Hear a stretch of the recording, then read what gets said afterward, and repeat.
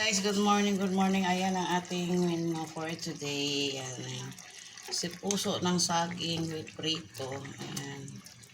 Ayan siya guys. So, ginisa ko lang yung sibuyas tsaka bawang guys. Tapos yan, timplahan na natin ng mga ingredients na pampalasa. Tapos lagay yung prito. Ayan na siya. Ayan na. Puso ng saging. Ayan siya guys. Ang puso ng saging. Yummy ito guys. Mahal ang puso ng saging. Mahal ang kilo. Pero ayan siya. Mayroon siyang sabaw kasi mas masarap may sabaw. Siyempre hindi pwedeng ano. Ayan siya guys, di ba? Yummy. Ayan, thank you so much guys sa aking ulam for today. God bless everyone. And thank you. Ayan siya guys, yan. Yummy.